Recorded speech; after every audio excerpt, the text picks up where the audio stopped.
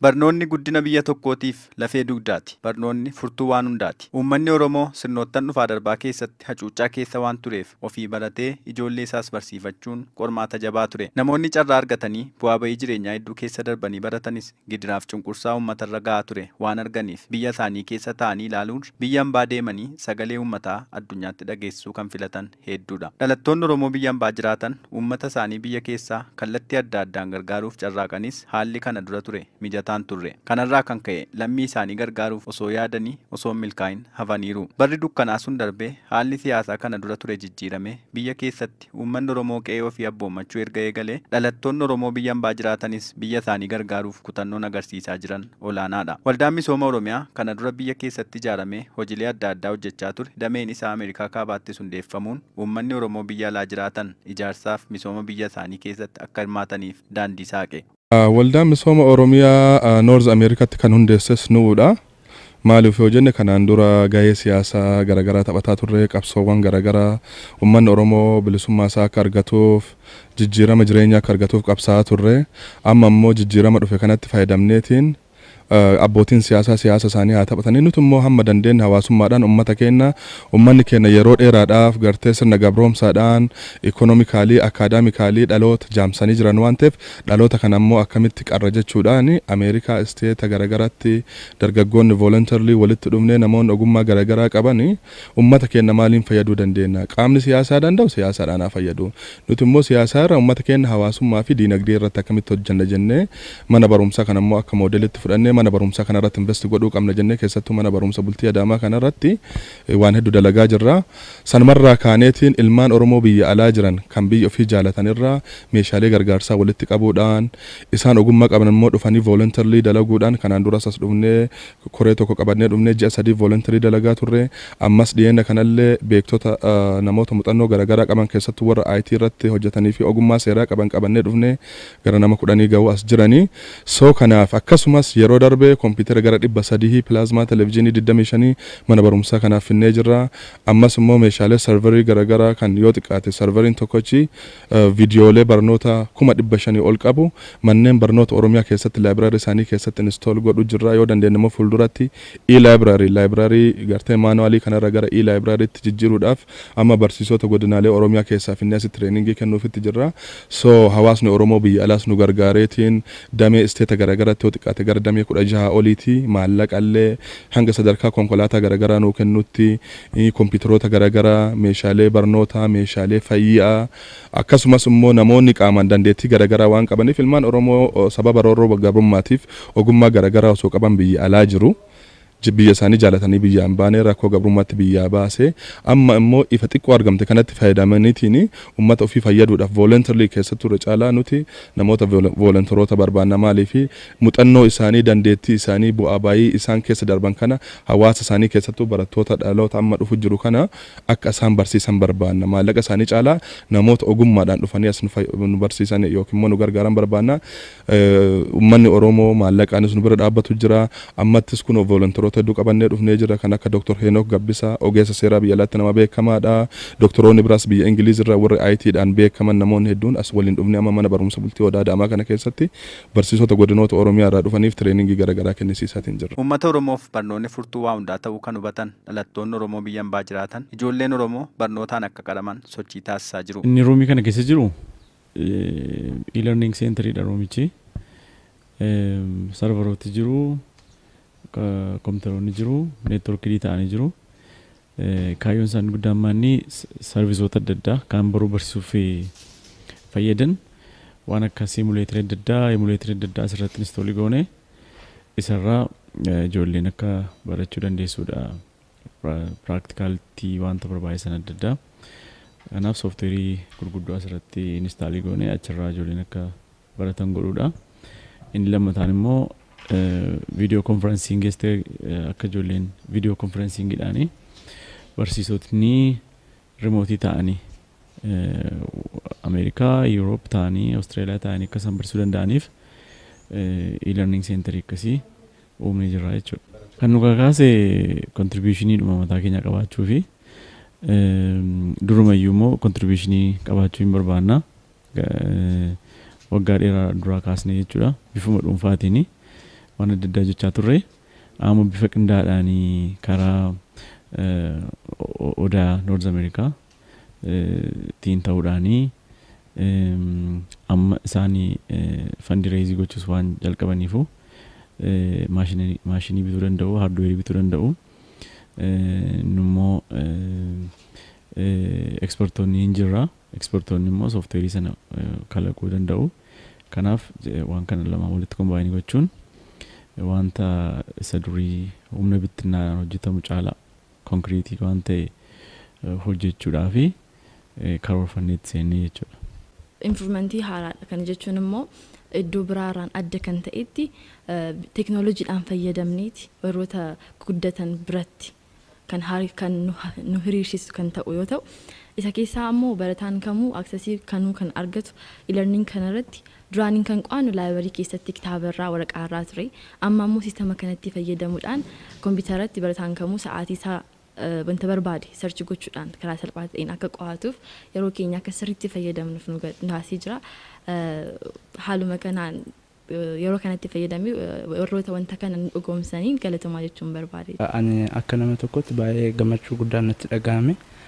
Kunis akkuma waliigalaatti akkuma biyyattiitti e-librariin jiru lakkoofsaan xiqqaadha. Inni kunis mana barumsaa keenyatti amma nu dhufeera. Kunis gama barnootaatiin sirriitti akka nuti hojjennu nu gargaara. Tibba kana mana barumsaa bultii addaa Waldaa misooma Oromiyaa Adaamaa keessatti hojii isaan hojjechaa jiran abdii namatti tora. Adeemsa baruuf barsiisuu mijataa taasisuu fi barattoonni haala salphaan barnoota isaanii akka barataniif mana kitaabaa dijitaalawaa hojjechuun barattoota mana barumsichaa tumsaa jiru. Ginee saksesii yookaan immoo milkaa'uu barattoota odaa kana gaafa arginu irra caalaa akka isaan milkaa'an keessumaati kitaaba dubbisanii yeroo dheeraa reesoorsii dhuma see limitidii qaban kanarraati gargaaramanii tuqaa hamma kana galmeessuu isaaniitu nu kakaase. Kanaaf nuti immoo mataan kan koo biyya Ameerikaa kanatti utuun barumsa baay'een baratiin deemachuutti baradhachuu hin danda'ama. So kanaaf reesoorsii baay'eetu jirachi. Reesoorsiin itti gargaaramaa ture kana yeroo mana barumsaa jiru mataasaa akkamittiin akka ijoolleen keenya itti gargaaramuu dandeessu biyya kan jedhu hawwiima keenya ture. Kan koos akkasumas immoo namoota ijoollee odaa board member ta'an kana akkasumas immoo ijoollee OBN international dabalannee yaada kana baay'ee kaasaa ture jechuudha. Ji'a ja'a dura gaafa dhufne ji'a ja'an dura I believe obbo Dajaneen faan dhufanii Ameerikaatti odaa North Amerikaa dhaabanii turanii achitti kompiitara 150 waan akkasii kana erginee turre. Yeroo dhufne sanatti immoo library tokko mana duwwaa tokko ture asii mana duwwaa sana keessa kosiimatu guutee jira. Obbo Dajanee faa gaafannaan kosii kana maaliif digital library jijjiiru naan gammadanii keessaas ni guurraa itti gashaadhanii. So sanuma irratti hundoofnee Ameerikaatii biyya steetii 4 keessaa magaalota 4 fundraising xiqqoo argannee turre. Ishee xiqqoo arganne sanaan kompiitara 150 TV screenii 55 guddaa 25 isaa kilaasii hundumaatti gashuudhaaf jechuudha. Binnee karaa obbo Kennisaa kan jedhamu tokko jira dippiloomatii kan Itoophiyaa tokko jira ammallees deebi'ee jira karaa isaatiin asitti erginee turre jechuudha. Hagasitti immoo kan Grand Afaan Oromoo projektii wayii tokko hojjetaa turre isarratti e-learning yookaan immoo school management system karaa salphaatti barataa qabuu danda'an software qabnaa turre. Dr. Dabalaan Ingilaandii kan amma jiru dhufee inni story godhee ture sitti. Baay'ee jaallatanii garuu xiqqoo ishee rakkisaa ture. Nus immoo deebinee kan digital library content guddaa isaan qabu. Viidiyoo gara 50 ol ta'a akkasumas immoo kitaabota miliyeenii wayii kan ta'an kan of keessaa qabu. Akkasumas afaan Oromoo duwwaan illee kitaaba gara 100 kan ta'an. Kana serveriitti goonee finnee fi dhufnee jechuudha. So libraries asii kana hojjennee amma gara kompiitara 100 qaba kompiitara laabiinsaa jechuudha. Isa achi keessatti illee waa tokko hojjetaa turre. Amma kanaaf baay'ee gammannee har'a guyyaa hin xumurre jechuudha. Waldaan misooma Oromiyaa hojii gama barnootaan hojjechaa jiru kanneen biroof muuxannoo ta'aa jiru daran akka itti fufuufis hojiin dhalattoota Oromoo biyyan baa jiraniin hojjetame kun jajjabeessaadha. Waldichi giddugala muuxannoo ta'uun muuxannoo manneen barnootaaf seektara biroof qoodaa jira. Muuxannoo waldicharraa fayyadamoo ta'aa kanneen jiran keessaa tokko biiroo barnoota Oromiyaati. Waan baratan sana bilbila isaanii bilbila xiqqoo irratti daawunloodii godhachuu danda'u. Gaafa daawunloodii godhan illee low resolution yookaan immoo kiiloobaaytii xiqqoodhaan probably meegaabaaytii tokko kan lama kan ta'uuni. Ijoolleen bilbiluma xiqqoo irratti daawunloodii godhatanii fudhatanii garuu danda'u. Deebisee akka barsiisu tokko gaafa innitti kitaaba 3 faa duwwaa jiraa jedhan mana barumsaa tokko. So kitaabota sadan jiran sana biiroo barnoota Oromiyaa gaafanneerraa hopefully nu kennu yaanna soft copy isaa. Soft copy isaa yoo isaan nu kennan serveroota 8 kanarratti tokkitti yoo nu kennan duplicate goone serverii 8 kanarratti yoo feene kitaabni sun unlimited ta'a jechuudha. So kitaabni hir'inni kitaabaa jiraachuu hin qabus hin danda'us. Barataan hundumtuu at least kan isaan barbaadan bilbila xiqqoo bilbiluma like internetiin browse godhan akkasumas immoo yookaan tableetii warri danda'u or laptopis yoo ta'e kana ta'uu yoo baate immoo manni barumsaa sun computer lab yoo qabaate computer lab dhaqanii download godhanii kitaaba isaanii page tokkoon printii godhachuu danda'u jechuudha. Digitalized yoo gootu waanuma hunda computerized gochuu qabda. Egaan kunis Dr. Dabalaa kan jedhamu softwareii nu hojjetanii jiru. Inni softwarein suni tokko informationii barataa keenya family isaa nama gaafachuu illee danda'u eenyutu baasuu danda'a academic ranking isaa qabxiin isaa umuriin isaa waa hunda isaa kan achi keessatti qabatu software develop nu godhanii jiru. Tokko kan rakkanne fakkeenya barattoota haala isaanii baruudhaaf baay'ee rakkanna ture na yeroo baay'ees nutti fudhata ture. Fakkeenyaaf kamtu baadiyyaadhaa dhufee kamtu mucaa magaalaatti proportion isaa ammamii kamtu immoo as keessa baqa waan umurii isaatiin saala isaaniitiin adda baasuudhaaf yeroo sitti fudhata. Garuu kun yeroo magalmeessitu waan hunda soorta godha eessa akka dhufee family background isaa haala isaa waan hunda waan si tarreessuuf salphaadha. Inni kan biraa yeroo harkaan hojjettu kaa keessa waan akka roostarii waan akka maarkilistii kana waan akka project work kana yoo barataa kennitu tokko humna baay'ee fudhata lama resource baay'ee fudhata waraqatumaan yoo lakkoofte qalama ittiin baay'istu kana yoo lakkoofte kostii guddaa qaba. Kanaaf fakkeenya barsiisaan tokko amma project work achumarratti kennee achumarratti submit gochuu waan danda'aniif humna hin hanqisaa humna namaa hin xiqqeessaa kostii nu waldaan baasuu hin xiqqeessaa gara kanaan baay'ee kan nu gargaaruu fi ijoollee kanallee jalqabaa kaanii amma dhumaatti amma eebbifametti fooloo gochuudhaaf hordofuudhaaf staatasii isaa beekuudhaaf haaluma salphaadhaan iddootti argannu nu mijatee jedhee yaada. Hirmaannaa waldaatiin alattis dhalattoonni Oromoo kanneen manneen barnootaa keessatti barataa turaniif serveroota bitanii gumaachanis jiru. Kaayyoon waldichi damee isaa Amerikaa Kaabaatti baneefis dhalattoonni Oromoo biyya ambaa jiraatan waan danda'aniin uummata isaanii akka gargaaran yaadameetu. Namni hundumtuu gama mataa isaatiitiin bu'aa buusuu hin barbaadu. Nama baay'ee nan beekaanis. Garuu kan itti adeemamaa ture haala bittinnaa'aa ta'een dhuunfaadhaan. Waanuma hojjetamee lafa jirullee haga hin beeknetti jechuudha. Amma immoo institutionoonni jijjiiru fakkeenyaaf odaa afaan ammaa yoo fudhatte waldaa misooma Oromiyaati Oromiyaa misoomsuudhaa fi akkuma muqichi ibsu biyya keessatti bal'inaan socho'aa jiru. Amma immoo odaa Noorz Ameerikaan illee jira. Innis kaayyoon isaanii independently political affiliation wayin qabu detachedidha. Oromiyaa misoomsuufi.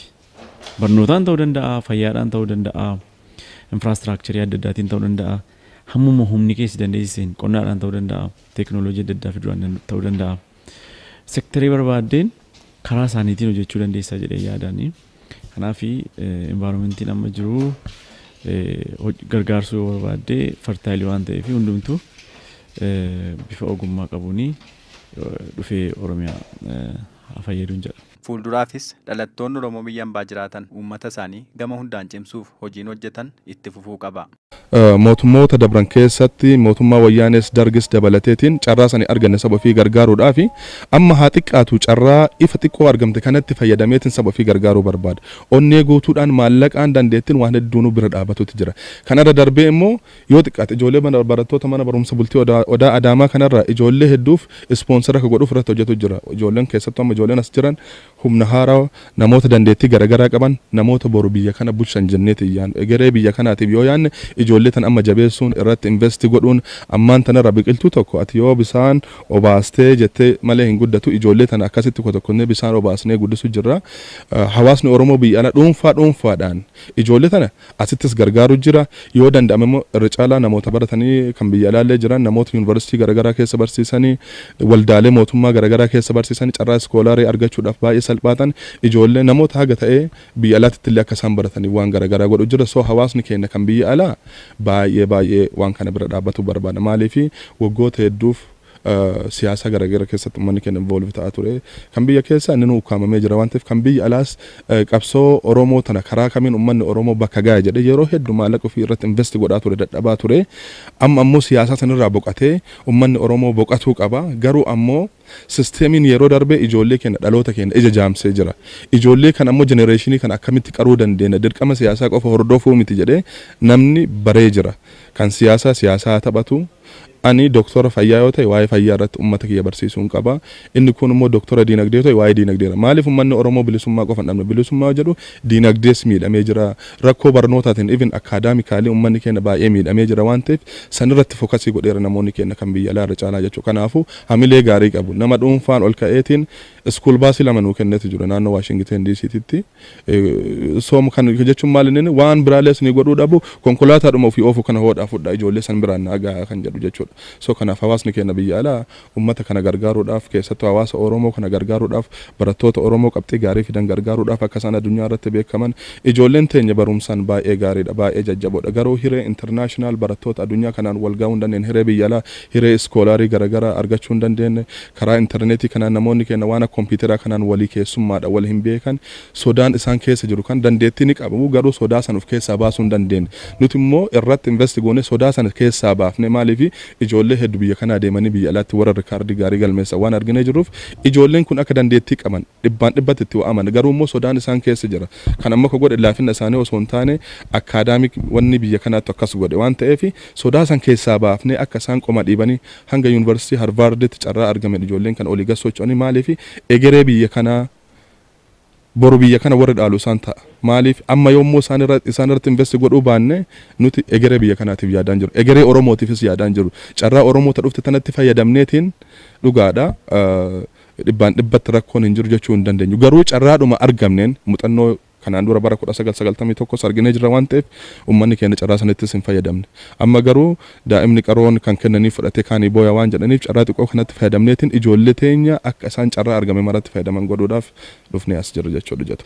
Kaayyoon keenyan akkuma silasii kaasee haga danda'ametti mana barnootaa Oromiyaa keessa jiran dijitaayizii gochuudha. Achi keessaa inni tokko immoo daataa mana barumsaa jiru elektiroonikiitti jijjiiruudha.